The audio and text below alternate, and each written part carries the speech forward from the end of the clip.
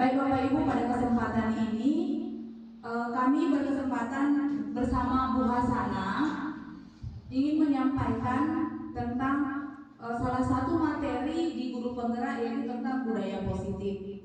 Jadi di sini kami menyampaikan ini agar kita di sekolah ini juga bisa lebih mengembangkan dan mempertebal budaya positif. Jadi di sini nanti kami akan berbagi materi bersama Bu Hasana, apa saja hal-hal yang harus kita pahami untuk bisa mewujudkan budaya positif di sekolah. Nah, di sini kami menghimbau merelakan waktunya untuk bisa memahami apa tujuan kita. Kita harus mengingat visi misi sekolah kita. Yang pertama, mewujudkan pelajar profil Pancasila. Jadi di sini tujuannya untuk membentuk siswa kita menjadi pembelajar sepanjang hayat. Baik, kita langsung aja ya Pak Ibu. Kami persilakan kepada Ibu Hasana untuk menyampaikan materi posisi kontrol dan restitusi. Kepada Bu Hasana kami persilakan. Assalamualaikum warahmatullahi wabarakatuh. Waalaikumsalam.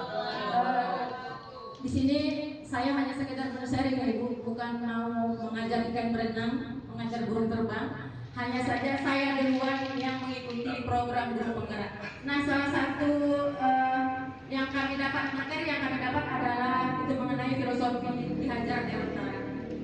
Di mana tujuan pendidikan adalah menuntun segala kekuatan kodrat yang ada pada anak-anak itu agar mereka sebagai manusia dan anggota masyarakat dapat mencapai keselamatan dan kebahagiaan yang setinggi-tingginya.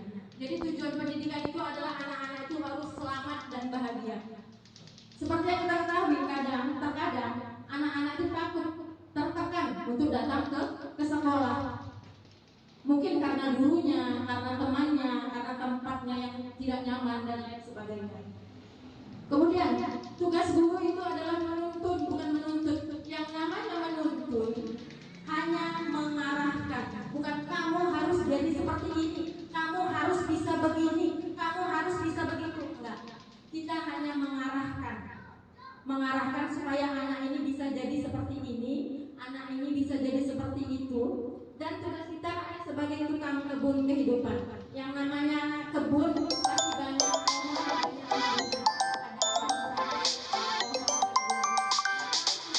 jadikanlah pohon cabai yang berkualitas. Kalau anak itu mau jadi pohon jagung, jadikanlah pohon jagung yang berbuah lebat dan berkualitas. Jadi kita nggak harus kamu harus jadi ini, kamu harus pintar. Kita hanya menuntun, mengarahkan agar anak itu selamat dan mencapai kebahagiaan. Nah, dalam memberikan tuntunan kepada anak, kita memiliki 5 posisi kontrol. Coba Bapak Ibu tolong genggam tangannya, genggam tangan kanannya, udah? Yang duduknya bersebelahan, coba tolong. Yang duduknya bersebelahan, coba tolong. Ibu tolong kasihkan genggamannya, terserah. Ibu yang di sebelahnya boleh bisa membuka, boleh minta genggamannya. Anggaplah yang ibu genggam itu adalah harta ibu yang paling berharga. Kemudian kira-kira ini diminta oleh teman sebelah ibu. Terserah bagaimana caranya. Coba Bu, tolong dulu Bu. Ibu genggam, kita genggam ini harta kebahagiaan kita yang paling berharga. Nah, teman di sebelah kita mau minta apa yang kita genggam. Nah, ini contoh. Nah, Bu Halawa, saya minta Bu Halawa, saya minta. Bu Halawa, ini isinya apa? Minta. Nah, ada 2 versi, ya kan Bu? Yang pertama, dia akan membuka genggamannya. Yang kedua, dia akan tetap menutup genggamannya. Dia membuka menutup, itu siapa yang menentukan? Kita diri sendiri kan Bu. Jadi kontrol itu terhadap diri kita sendiri. Kita tidak bisa mengontrol murid, kita tidak bisa mengontrol orang lain. Hanya diri kita yang bisa mengontrol diri kita sendiri. Begitu juga dengan murid Bu. Kita nggak bisa mengontrol murid. Mungkin, nah kalau nggak saat itu dia melakukan. Tapi dia mungkin melakukannya itu bukan dari keikhlasan di hatinya,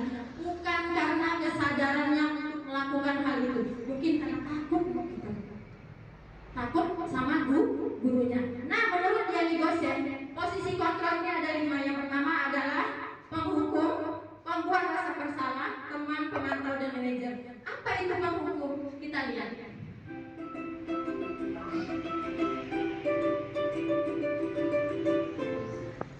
Penghukum, hukuman ini ada fisik, ada verbal.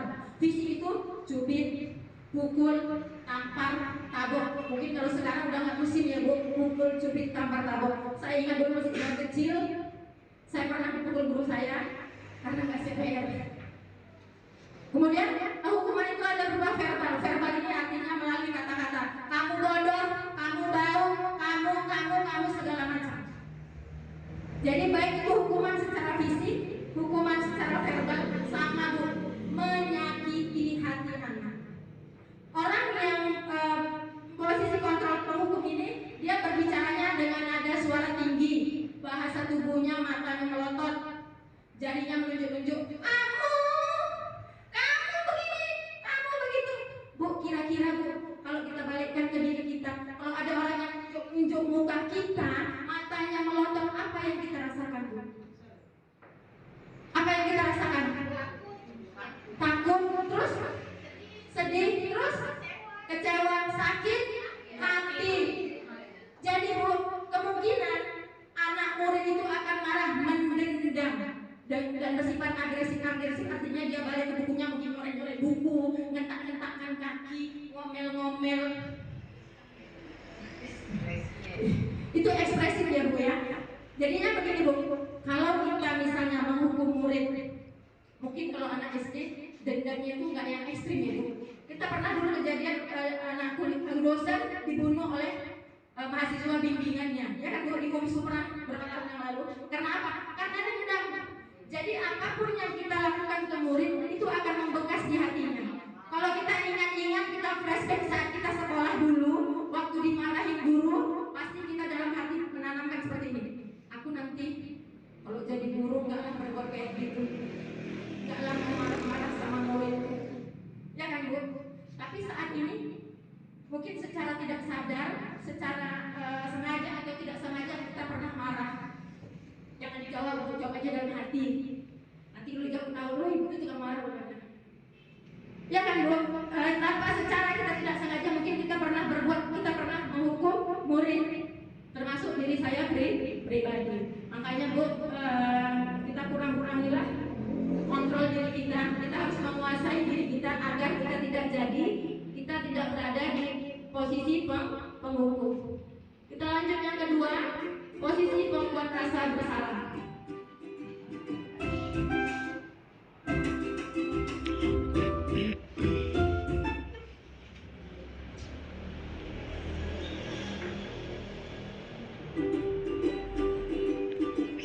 Nah, pembuat rasa bersalah ini memang dia nggak melotot-melotot tuh, tangannya nggak nunjuk-nunjuk, karena dia ngomongnya dengan lembut. Namun dengan kelembutan suaranya, kita yang menjadi objek akan merasa tidak nyaman, bersalah atau rendah diri. Jadi lawan kata bicara kita itu akan menjadi seseorang yang menilai dirinya buruk. Oh, rupanya aku ini nggak berharga, aku ini sudah mengecewakan. Biasanya kalau yang membuat rasa bersalah ini ngomongnya itu dengan rasa halus, sedih, tubuhnya merapat pada anak dan lesu. Biasanya begini, kenapa kamu begitu? Kamu nggak sayang sama orang tuamu. Mereka udah kasihan, udah capek bekerja cari uang untuk kamu sekolah. Kenapa kamu begini? Kan nggak marah ya? Nggak marah, menasihatinya dengan kata lembut. Tapi dampaknya bu, anak jadi rendah diri, anak jadi tidak percaya bahwa dirinya itu berharga, bahwa dirinya mampu. Yang tertanam di otaknya adalah aku ini anak yang mengecewakan. Jadi hampir sama ya bu dengan penghukum. Kalau penghukum dia mungkin katanya kasar, ada luka fisik, tapi pada pembuat rasa bersalah ini lukanya di batin bu, sakitnya tuh di sini, ya kan bu? Sakitnya tuh di sini. Jadi hampir sama. Sekarang kita lihat yang ketiga,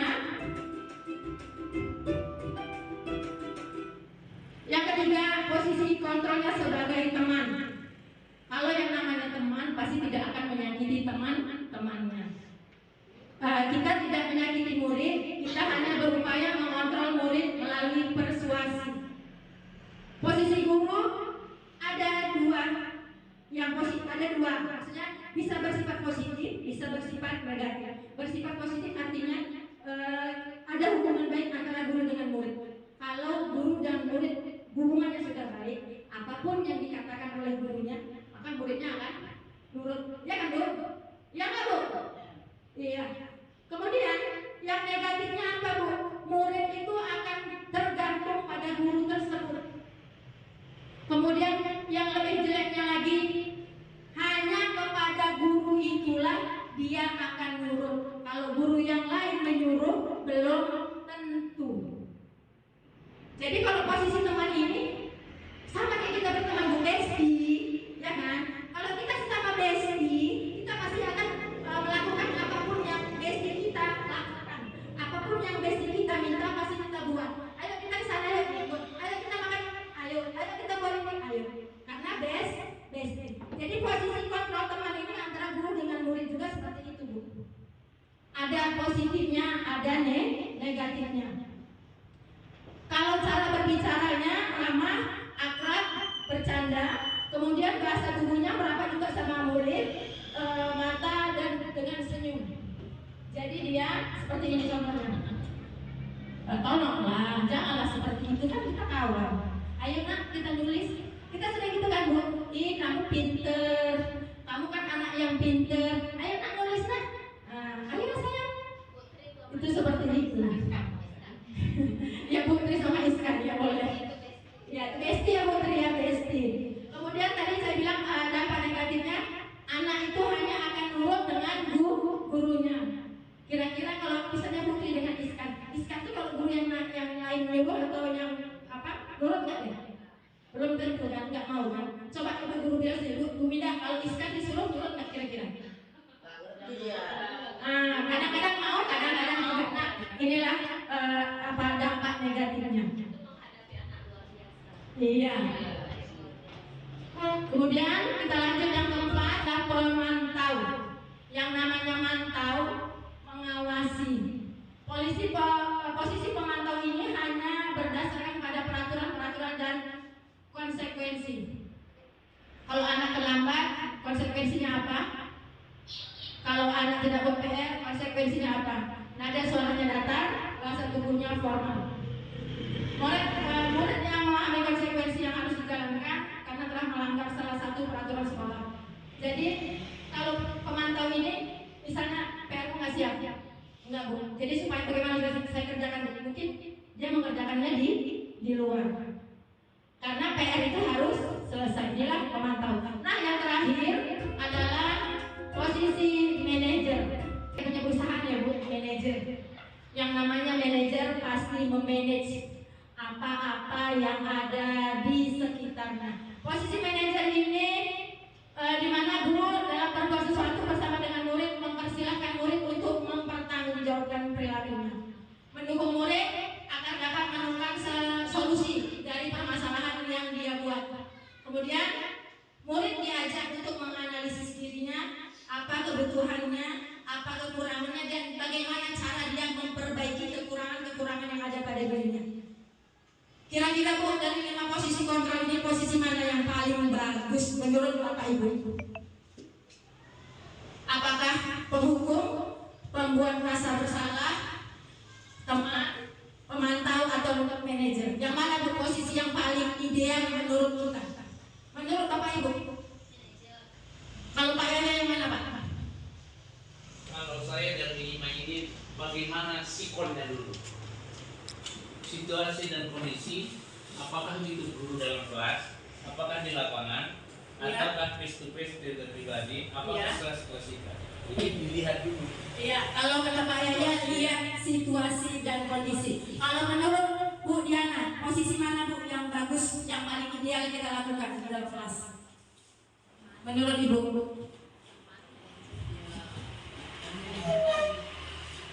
Iya, manajer. Nah, dari yang kami pelajarin pun Bu, dari teorinya ya Bu ya, teorinya posisi yang paling ideal ini posisi manajer. Tapi Bu, untuk menjadi seorang manajer itu enggak mudah. Kadang-kadang kita seperti kata Bapak tadi, lihat situasi dan kondisi, kita ini mau mencoba posisi manajer, tapi karena kita udah emosi, mungkin di rumah ada masalah, jadinya kita tiba-tiba jadi penghukum secara tidak sengaja, atau kita tiba-tiba jadi menjadi pembuat rasa bersalah. Tapi posisi yang paling ideal adalah posisi manajer. Kenapa Bu posisi manajer? Karena dalam posisi manajer seperti di judul saya tadi ada yang namanya proses restitusi. Ayo kita lihat apa itu restitusi. Iya, restitusi adalah proses menciptakan kondisi bagi murid untuk memperbaiki kesalahan mereka sehingga mereka bisa kembali kepada kelompok mereka dengan karakter yang lebih kuat. Ini bukan kata saya ya Bu, kata dosen tahun 2004. Ini bukan kata saya. Jadi tadi restitusi adalah menciptakan kondisi yang terbaik bagi murid. Sama seperti kata Bapak yang dikatakan, sesuai situasi dan kondisi. Nah, restitusi ini ada 3 Bu. Restitusi ini ada 3. Yang pertama menstabilkan identitas, yang kedua validasi tindakan yang salah, dan yang ketiga menanyakan keyakinan. Saat anak ada masalah, mungkin pertama yang biasa ya Bu ya, biasa kita hadapi dalam kelas itu adalah anak tidak buat PR. Kita jangan langsung menghukum Bu, oh anak ini bodoh, anak ini malas. Kita harus melakukan proses restitusi. Yang pertama itu adalah menstabilkan identitas. Kita harus cari tahu apa penyebab PR-nya tidak siap. Kita stabilkan dulu, kita tanya, nah kenapa PR-nya tidak siap? Ketiduran Bu atau lupa Bu? Tadi malam tidurnya jam berapa? Jam 12 Bu, mungkin dia jawab, kenapa lama kali kamu ngapain? Nonton, oh sekarang game ya, main game online Bu.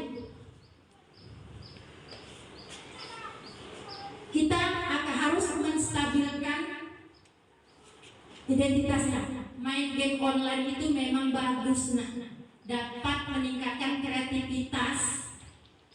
Tapi ada tapinya. Kalau kamu melakukannya berlebihan, bukan kreativitasmu yang terangkat, tapi adalah apa Bu?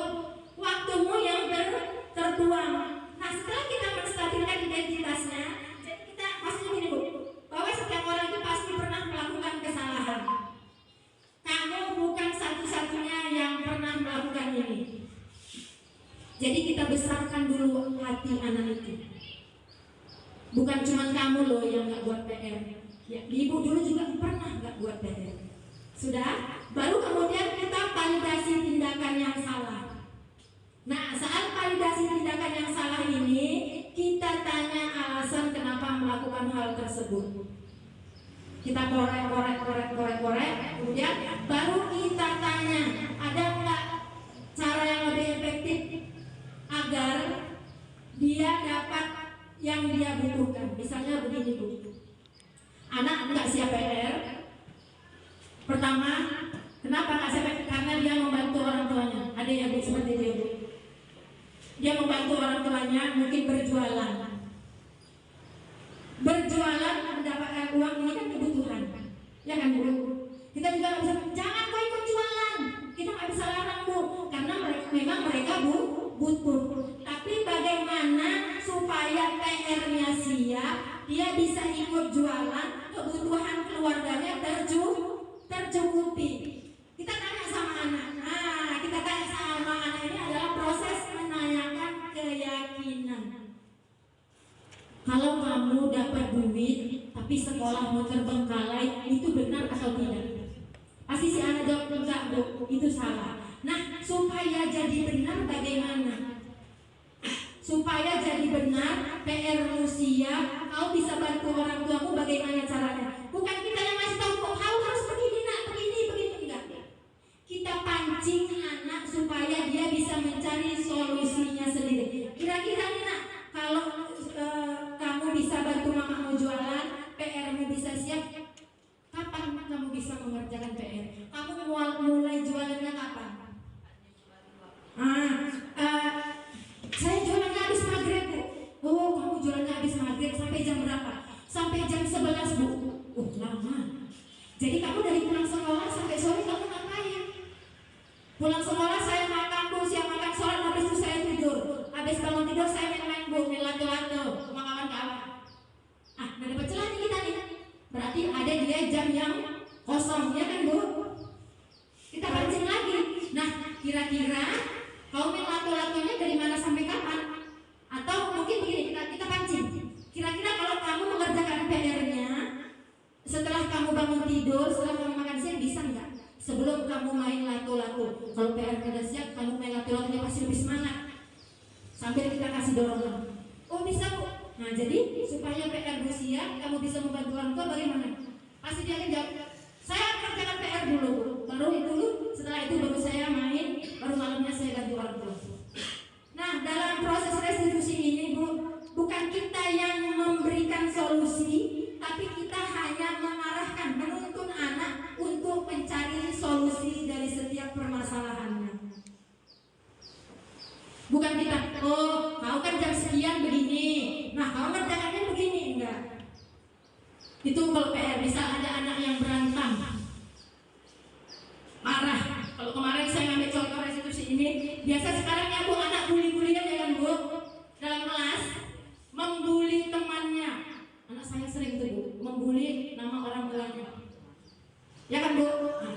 Jadi kita panggil, kita tanya, kira-kira kalau membuli itu benar atau salah? Salah Bu. Oh awalnya ada yang berantem nih Bu, awalnya ada yang berantem. Jadi saya tanya, kenapa kamu pukul dia? Dia ngejek nama orang tua saya Bu, saya nggak terima, jadi saya pukul balas. Karena saya di kelas itu saya bilang, kalau kawannya mengejek jangan balas pukul, nah. Balas juga ejek, saya bilang. Nggak siap-siap lah Bu, nah itu tahu, saya bilang gitu. Jadi bagaimana caranya? Ya dia Bu, kalau dia ngejek saya diam aja, bagus ya. Jadi anak itu timbul kesadaran dalam dirinya apa yang harus, apa yang boleh dia lakukan, apa yang tidak boleh dia lakukan. Jadi saat dia nanti nggak ada pengawasan dari kita, karakternya sudah kuat. Karena yang mau kita tanamkan di sini adalah karakternya Bu. Jadi kalau kita kasih, kamu kerjakan PR jam sekian, dia nggak akan ada. Jadinya dia tergantung sama kita. Gak akan timbul rasa kedewasaan dalam diri si anak. Oke, jadi mulai besok ya Bapak Ibu, kita akan mulai menerapkan konsep posisi kontrol ini di kelas kita masing-masing untuk menghadapi permasalahan yang ada di kelas kita masing-masing. Mungkin hanya ini yang bisa saya sampaikan. Kalau ada yang ingin bertanya, saya persilakan. Ada Bu yang bertanya dapat hadiah kulkas Bu. Mumpung masih ada Ibu Kepsek. Ini Bu Kepsek mau tanya. Iya, silakan. Jadi tadi Ibu Ana sudah menjelaskan di mana posisi kontrol itu ada 5. Yang pertama adalah sebagai penghukum. Apakah posisi pertama sebagai penghukum itu bisa kita terapkan? Tadi Pak ya tadi menyampaikan lihat situasi dan kondisinya. Apakah posisi 1 tadi sebagai penghukum, walaupun situasi dan kondisinya mendesak, itu bisa kita terapkan sebagai penghukum? Sementara kita sudah di mana-mana sudah disampaikan, jangan ada lagi hukuman secara fisik ataupun verbal, gitu kan? Apalagi sampai menyentuh tubuh anak. Nanti kita akan bisa dituntut hukuman seperti itu, ya kan? Apalagi dengan kata-kata penghukum verbal, sedangkan kita tidak boleh lagi mengatakan dasar bodoh, kata bodoh aja sudah tidak boleh gitu. Apakah tadi posisi 1 itu bisa diterapkan? Oke, terima kasih Ibu atas pertanyaan. Pertanyaan adalah apakah posisi kontrol yang pertama ini masih boleh kita lakukan? Sebenarnya Bu, kalau menurut peraturan perundang-undangan boleh. Tapi kadang-kadang di lapangan secara langsung dan tidak sadar kita mungkin sudah menjadi penghukum bagi murid-murid kita. Tujuan kita mungkin bagus, Bu, supaya anak itu disiplin. Ada materi kami juga, Bu, bahwa disiplin, menumbuhkan kedisiplinan itu bukan harus dengan hukuman. Itu nanti kita lanjut, tapi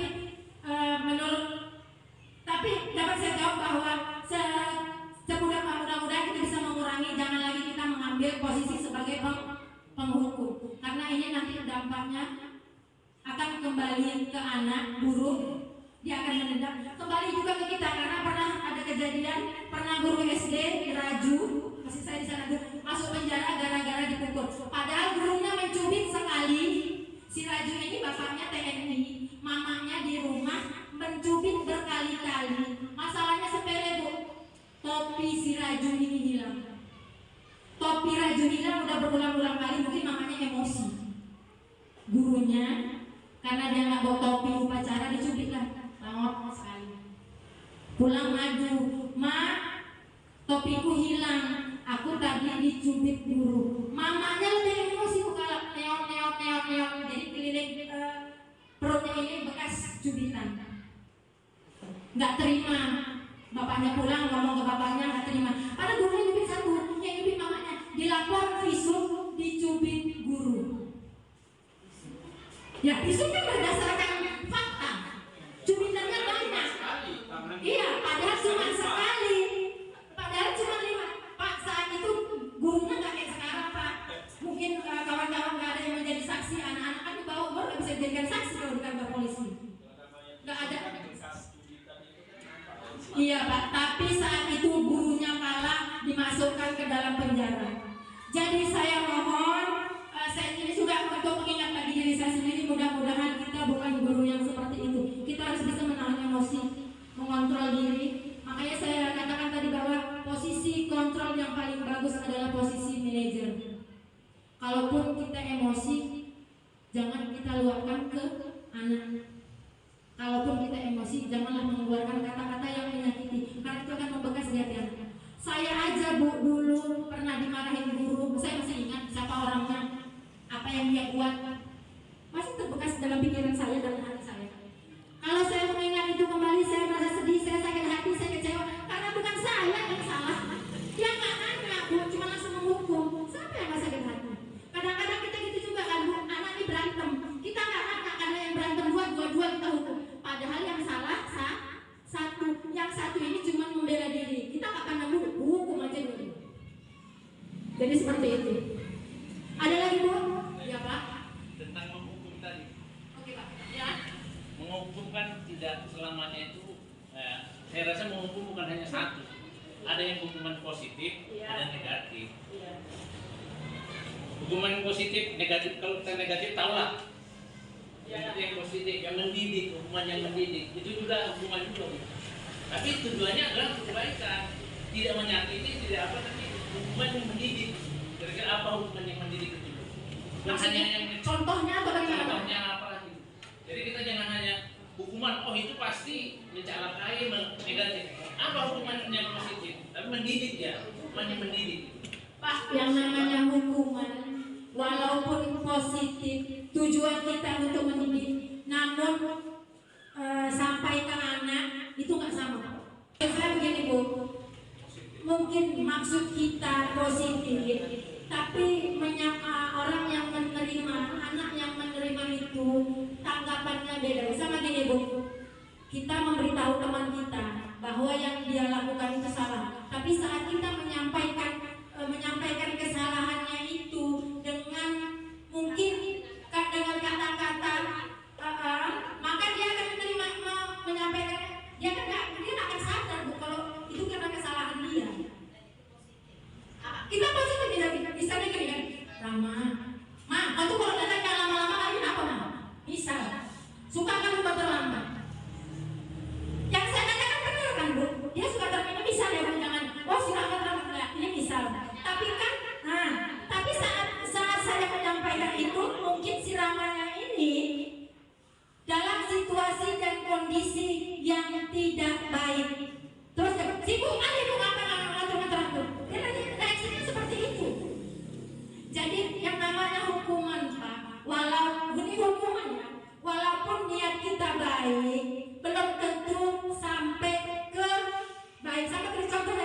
bilang dia nggak siap PR, ya udah saya suruh aja dia menyelesaikan PR-nya di luar.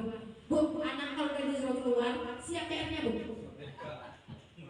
Anak kalau disuruh keluar, udah aku kerja PR-nya. Kira-kira di luar anak itu ngapain bu? Apalagi kalau lebih dari 1 orang. Nggak tercapai kan bu tujuan kita PR-nya siap kan bu. Ya berarti kesimpulan menurut saya Pak, hukuman itu tidak ada yang positif. Mungkin itu saja yang dapat saya sampaikan. Wabillahi kurang saya mohon maaf. Wabillahi taufiq wal hidayah. Assalamualaikum warahmatullahi wabarakatuh. Jadi untuk menciptakan budaya positif di sekolah, tentu kita bisa harus menempatkan diri kita sebagai guru dalam posisi kontrolnya kita di mana. Habis itu bagaimana cara kita mengelola masalah di sekolah untuk mewujudkan budaya positif. Nah itu nanti tujuannya. Baik, di sini saya akan membawa topik tentang disiplin positif, nilai-nilai kebajikan, dan 3 motivasi perilaku manusia, kemudian 5 kebutuhan dasar manusia, dan yang terakhir nanti penerapan budaya positif di sekolah. Maksudnya nanti langsung di sekolah kita, bagaimana kita mewujudkan budaya positif di sekolah kita.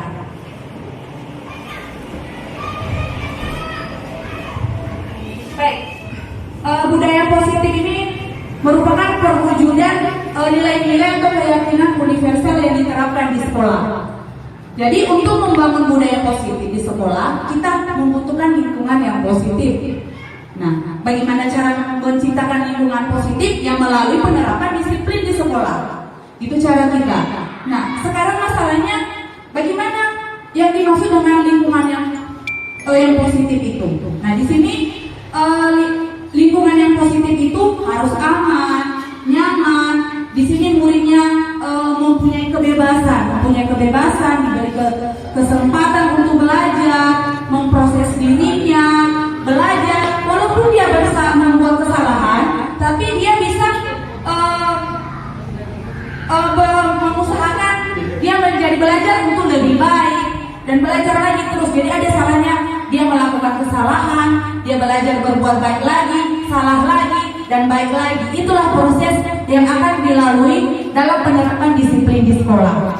Nah, di sini nanti kita akan menggunakan posisi kontrol kita sebagai guru. Baik, lanjut. Nah, di sini saya rasa Bapak Ibu semua sudah paham tentang disiplin positif. Menurut KHD atau Kepala Pendidikan Gajah Dewantara, bahwa di mana ada kemerdekaan, disitulah ada positif yang kuat. Maksudnya di sini disiplin diri. Jadi di sini disiplin itu dalam arti yang positif. Yang bagaimanakah disiplin yang positif itu?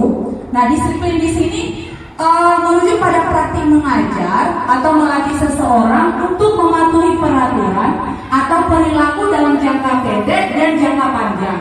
Di mana disiplin yang dimaksudkan itu mengembangkan perilaku para murid tersebut serta mengajarkan murid tentang kontrol dan kepercayaan diri dengan fokus pada apa yang mampu mereka pelajari.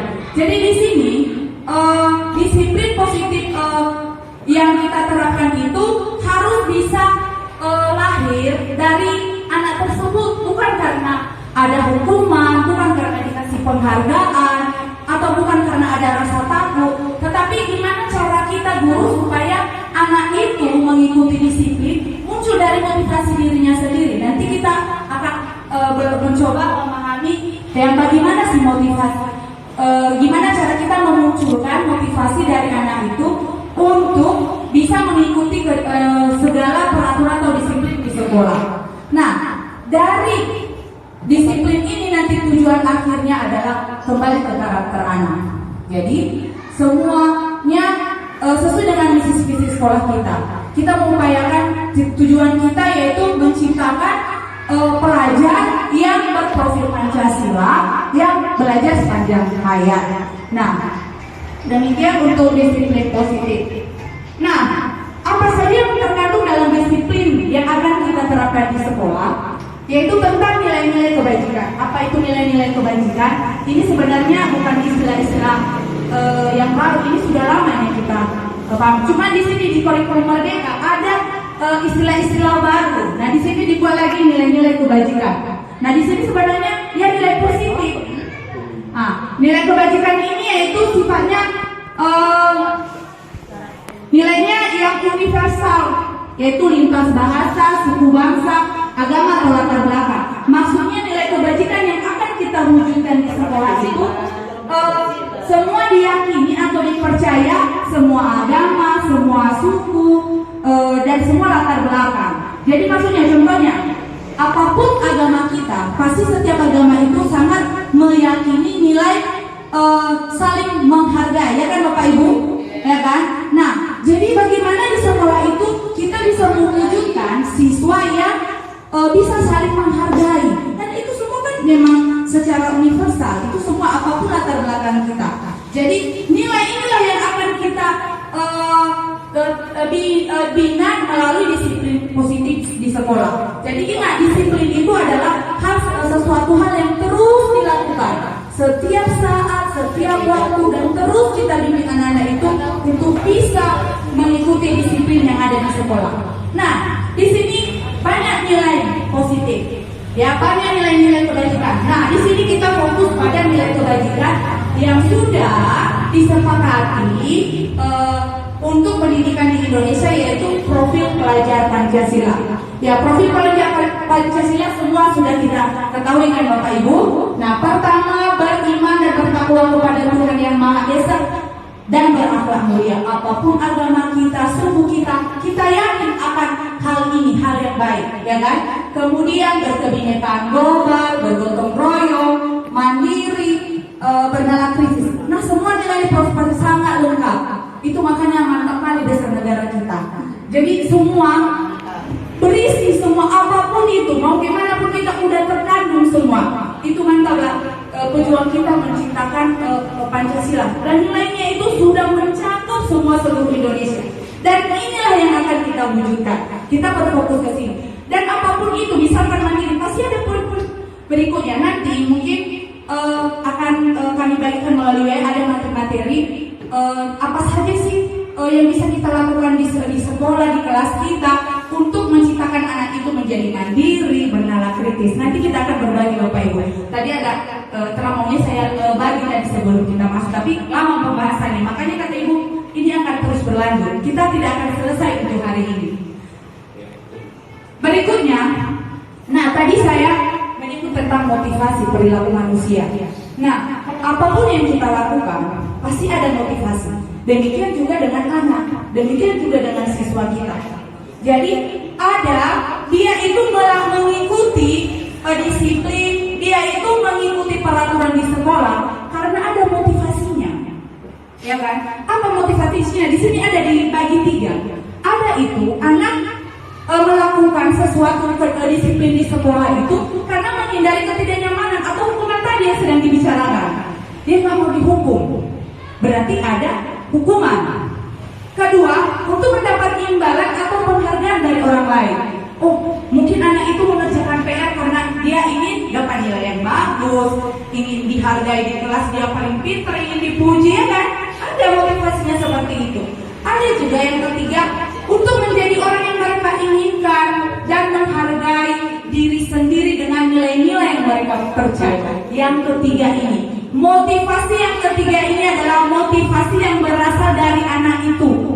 Jadi yang pertama dan yang kedua, motivasi mereka melakukan sesuatu, mengikuti suatu disiplin, mengikuti suatu peraturan di sekolah. Yang kedua tadi karena ingin tidak mau mendapat hukuman atau karena ingin dihargai. Nah, sedangkan yang ketiga ini adalah motivasi langsung, berarti ada kesadaran sama anak itu. Oh, saya harus belajar karena saya ingin menjadi anak yang pintar, anak yang berhasil keras, saya punya cita-cita ini. Makanya dia mengerjakan, dia rajin belajar, dia rajin ke sekolah, bukan karena takut dimarahi guru, bukan kan? Nah, inilah tugas kita guru.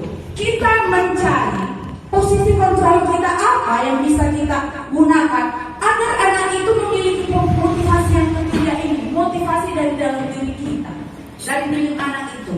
Itulah tadi maksudnya materi dari Bu Ana, bahwa ada berbagai motivasi, dan ini posisi kontrol guru ada 5, dan yakin dan percaya saya sendiri 5 itu sudah saya laksanakan dalam melaksanakan tugas. Dan dengan mempelajari saya tersadar, bahkan setelah mempelajari itu pun masih saja saya melakukannya, menjadi penghukum, menjadi merasa bersalah, menjadi teman, pemantau, itu pasti sudah.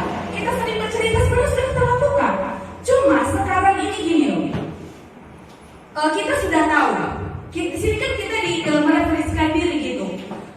Apakah posisi saya selama ini sudah baikkah saya lakukan? Apakah bermanfaatkah untuk anak ini? Apakah bisakah menciptakan anak ini menjadi anak yang baik, yang bisa menjadi mandiri dan bertanggung jawab ke depan dengan posisi saya? Contoh Pak, menjadi penghukum ya kan?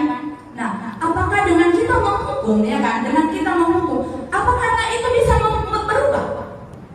Ya kan? Gimana Pak Ibu? Bisa berubah dia? Bisa.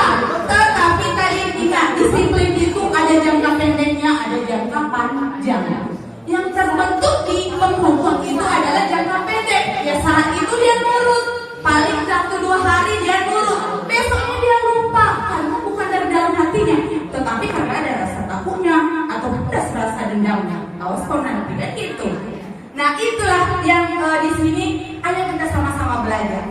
Diri saya sendiri setelah belajar belum bisa.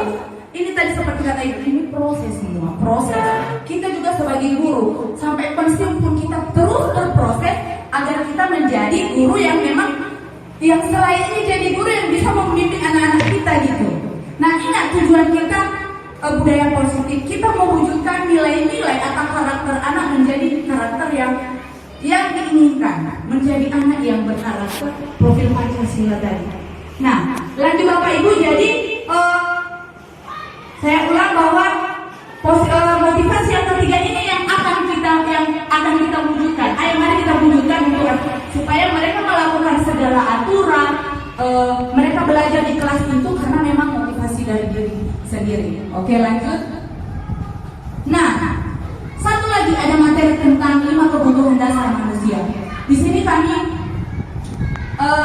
kenapa kita melakukan sesuatu atau seorang murid melakukan suatu perbuatan bertentangan dengan nilai, berarti nanti pasti ada pelanggaran tentangan dengan nilai kebajikan atau melanggar peraturan. Hal itu sebenarnya mereka gagal memenuhi kebutuhan dasar. Berarti bisa saja anak itu melakukan sesuatu karena ada ketidakpuasan dalam dirinya, ada hal yang tidak cocok dengan dirinya. Nah itu lagi kembali lagi kita posisi kontrol tadi, manajer tadi yang buana. Kita harus cari tahu dia kebutuhan maunya anak itu gimana, sama kayak Putri maunya si Ilham itu gimana. Itu dia Bu. Nah, jadi di sini ada 5 kebutuhan dasar manusia. Ada kebutuhan untuk bertahan hidup. Jadi untuk memperjuangkan hidupnya apa tadi ya? Kalau untuk anak tadi ada disampaikan, ada anak itu dia nggak sekolah karena membantu orang tuanya. Berarti dia juga membutuhkan biaya kan, jadi orang tuanya membutuhkan tenaganya untuk membantu untuk bisa mendapatkan uang misalkan. Dan ada bentuk yang lain, hanya sederhana kasih sayang dan rasa diterima. Dia ingin diperhatikan. Ini saya banyak itu yang kita temui Bu. Kemudian kebebasan, dia ingin bebas.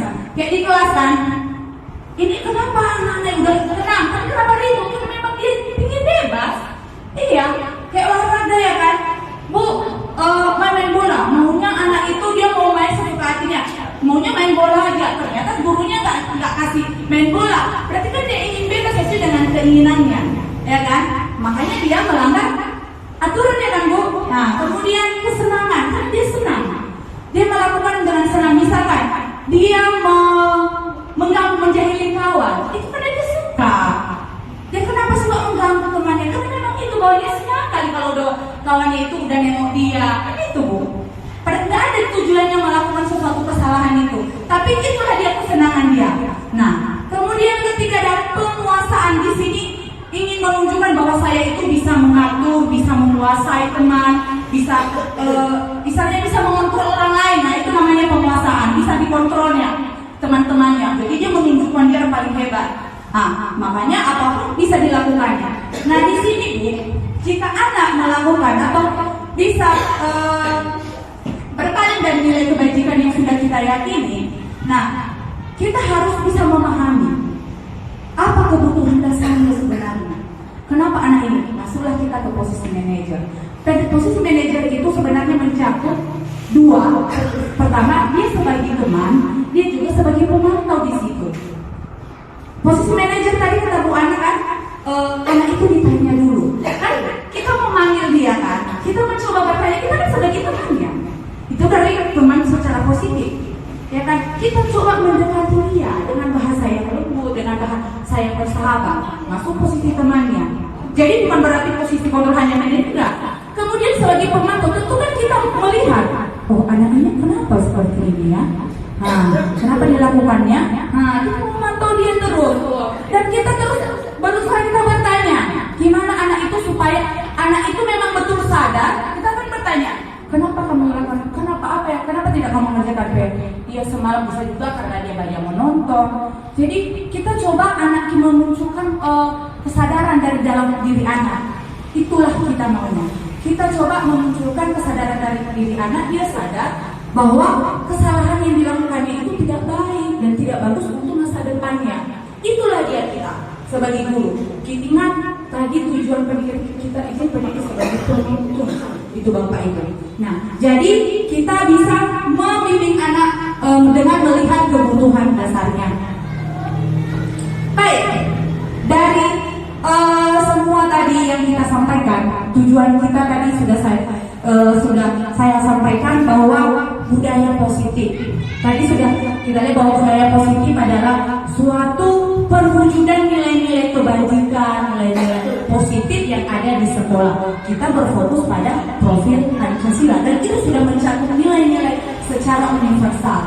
Nah, di sini Bapak Ibu, yang salah satu yang bisa kita lakukan kedisiplinan di sekolah dengan cara membuat kesepakatan sekolah atau kesepakatan kelas. Inilah tujuan akhir kami Bapak Ibu.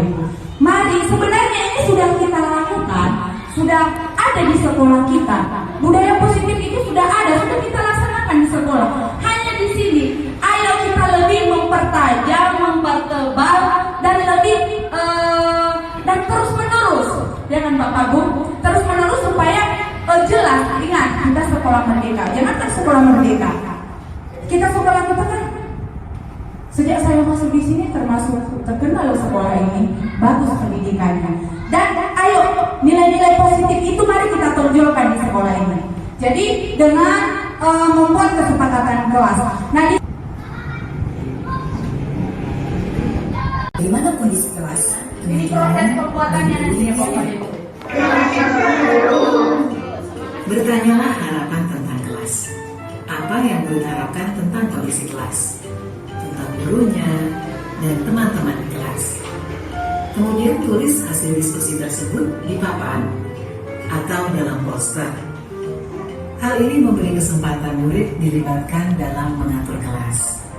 Cara ini menjadi lebih efektif dibandingkan hanya memberitahukan hal apa saja yang dilarang dilakukan.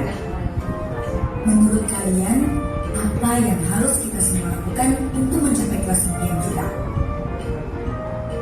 Lakukan diskusi untuk mendapatkan umpan balik dari murid. Perjelas tentang kesepakatan kelas. Penting jika kesepakatan kelas berisi aturan yang murid percaya dan bisa dilakukan, baik sebagai individu maupun dalam kelompok. Pastikan bahwa semua daftar memang diperlukan dalam proses belajar mengajar. Jika ada yang terlewati, pandu murid untuk menambahkan tujuan lain yang terlupakan atau menghapus tujuan yang tidak utama. Buatlah poster atau tabel yang menampilkan kesepakatan kelas yang disetujui di akhir. Kesepakatan kelas dibuat dapat berupa panduan tingkah laku berupa kata yang positif. Misalnya, jangan berlari berubah menjadi berjalan dengan hati-hati. Hindari kata jangan dan dilarang. Pada poin pertama, murid sepakat saling mendengarkan antara guru dan murid. Guru bisa menuliskan berupa gambaran tingkah laku yang diharapkan dari kesepakatan. Misalnya, kami guru dan murid yang saling menyayangi. Buatlah penekanan pada sifat positif dalam kesepakatan kelas tersebut, yaitu saling menyayangi. Pada poin kedua, murid sepakat. Murid aktif dan semangat saat belajar. Guru bisa menuliskan berupa gambaran tingkah laku yang diharapkan dari kesepakatan. Misalnya, kami murid yang semangat belajar. Buatlah penekanan pada sifat positif dalam kesepakatan kelas tersebut, yaitu semangat. Pada poin ketiga, murid sepakat saling membantu jika ada yang mengalami kesulitan. Guru bisa menuliskan berupa gambaran tingkah laku yang diharapkan dari kesepakatan. Misalnya, kami murid yang peduli dengan teman-teman. Buatlah penekanan pada sifat positif dalam kesepakatan kelas tersebut, yaitu peduli. Pastikan jumlah poin kesepakatan kelas tidak terlalu banyak, sehingga mudah dipahami dan dilakukan murid. Untuk menciptakan rasa memiliki, beri waktu bagi semua murid untuk menandatangani atau memberi nama ataupun tanda pada poster kontrak kesepakatan. Guru juga perlu memberikan tanda tangan. Letakkan poster kontrak kesepakatan di bagian kelas yang terlihat oleh semua murid dan guru. Perhatikan umur perkembangan murid. Untuk murid PAUD, bisa memberikan cat tangan untuk tanda menyepakati kesepakatan kelas. Lakukan refleksi secara rutin terkait kontrak kesepakatan kelas yang sudah disusun. Tanyakan siswa terkait perkembangan penerapan aturan dan tentukan apakah ada hal yang perlu diubah atau diperbaiki. Apakah kesepakatan kelas ini sudah bisa dilakukan? Sudah Bu, tapi kadang masih ada yang suka ngobrol. Ayo kita diskusikan mengapa hal ini sulit dilakukan. Baik Bu. Lakukan proses ini terutama saat pertama, awal tahun ajaran baru. Kedua, saat ada murid yang melakukan hal yang tidak sesuai kesepakatan. Ketiga, sebelum menjalankan aktivitas baru. Keempat, ketika awal masuk sekolah setelah libur panjang. Proses ini tidak akan pernah berhenti dan akan selalu dikembangkan. Nah, tadi kita sudah lihat bersama panduan membuat kesepakatan kelas. Nah, di sini kami menghimbau Bapak Ibu, mari kita ciptakan budaya positif dengan kesepakatan kelas. Kesepakatan kelas inilah yang jadi disiplin positif. Maksudnya kesepakatan kelas ini tentu kan harus terus dilakukan oleh anak dan bahkan oleh kita guru. Nah, dan terus menerus setiap harinya, setiap saatnya pada proses pembelajaran kita. Dan itulah namanya disiplin tadi.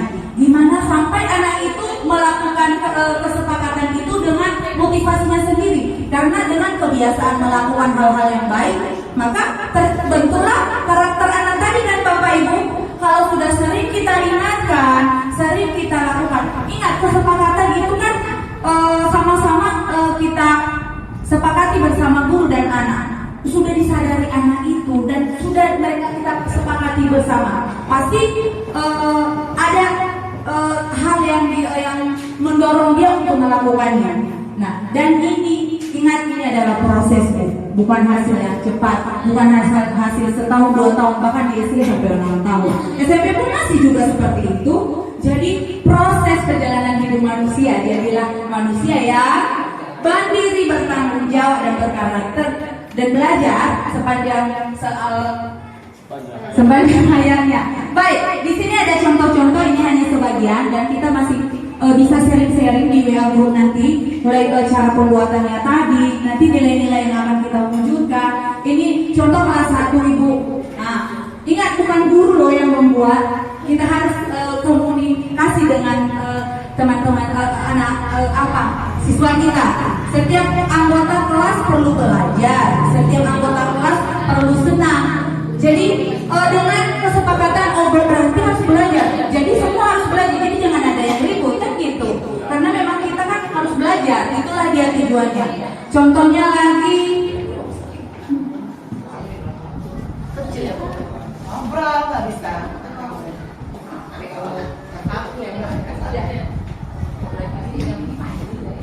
Apalagi sekarang.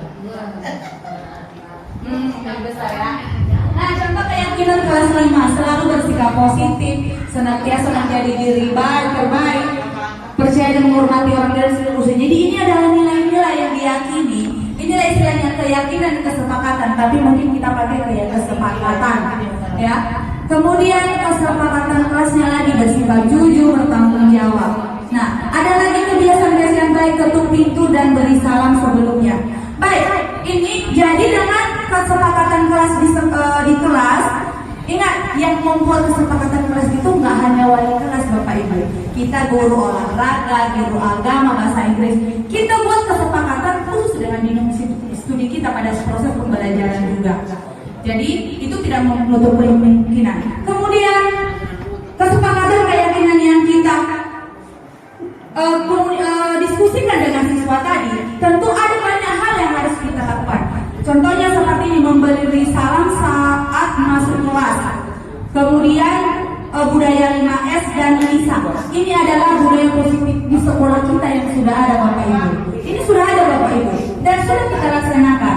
Nah, tadi saya mengajak Bapak Ibu, mari kita pertebal lagi, kita mulai lagi, kita kembangkan lagi. Ingat, kita semua banyak kekurangan. Itulah kita saling mengisi dan saling mendukung. Yuk, di sini kami mengajak Bapak Ibu, bagaimana kalau kita buat suatu hal yang baru di sekolah dengan memberi salam masuk kelas. Di situ sudah saya kasih contoh salam, ada berjabat tangan, memang sudah agak viral hari ini ya kan.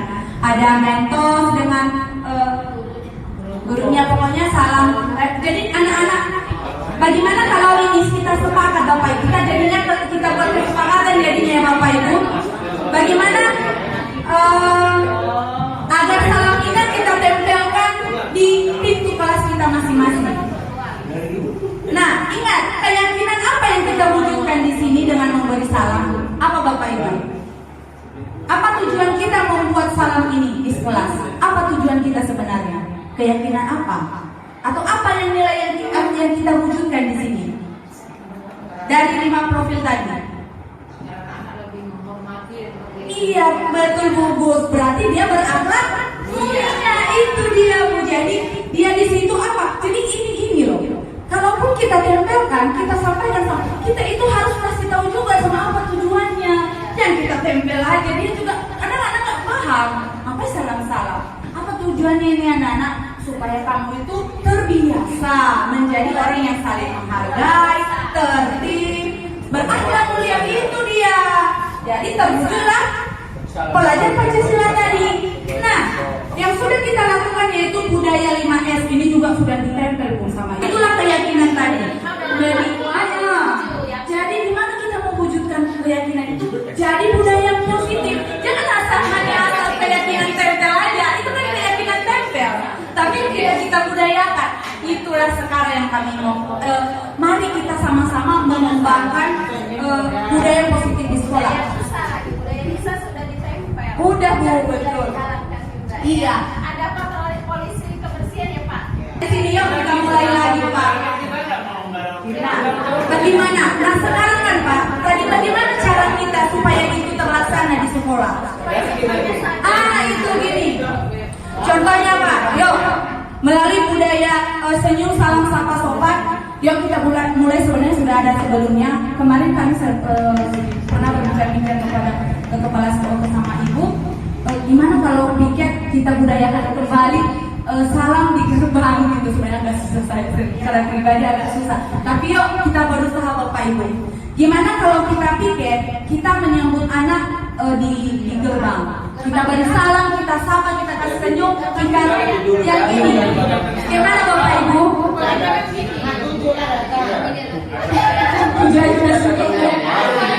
Kami berharap masing-masing guru, wali kelas membuat kesepakatan kelas dalam paling lama entah minggu depan gitu. Karena mungkin kalau bisa ada yang ditempel lah di kelas gitu. Jadi kita mulai aja dari hal yang kecil Bu. Kemudian tentang budaya yang harus seperti Lisa tadi, ambil sampah, buang di tempatnya. Gimana cara kita supaya anak itu melakukannya? Ini, misalkan keluar, kita jangan menyuruh, gitu. Itu aja yang harus kita hilangkan, jangan menyuruh. Sekarang kita kalau oke anak-anak, sekarang kita istirahat. Ayo ingat kesepakatan kita, Lisa, gitu. Apa itu Lisa? Oh iya Bu, pasti dia gitu langsung nyambung kan, karena kita sudah akan jelaskan. Ambil sampah pasti, ayo diperhatikan ya siapa ya, itu dia. Jadi jangan jemu-jemu mengingatkan anak. Misalkan kayak saya kan, kalau habis praktek, ayo anak apa perkataan Lisa, ayo Lisa gitu. Jadi bahasanya nggak apa terkesan tadi seperti aturan gitu, tapi kesepakatan. Terakhir, ayo mari ya Bapak Ibu, pada kesempatan hari ini kami menghimbau Bapak Ibu, ayo kita kembangkan budaya positif. Kita mulai besok, kapanpun pokoknya mari kita mulai supaya terwujudlah misi visi sekolah kita, yaitu menciptakan pelajar profil Pancasila yang mandiri, bertanggung jawab dan belajar sepanjang hayat. Baik, demikian yang dapat kami sampaikan Bapak Ibu. Mohon maaf sebelumnya jika ada kesalahan atau kekurangan, kami masih belajar, kami mohon maaf. Terima kasih kesempatannya. Ini saya senang sekali dengan ini. Salam dan bahagia, ya kan? Salam dan bahagia Bapak Ibu. Dan ini sering sekali. Mari kita biasakan dengan salam dan bahagia, ya kan Bapak Ibu? Jika kita bahagia, maka semuanya bisa kita kontrol bersama. Terima kasih Bapak Ibu.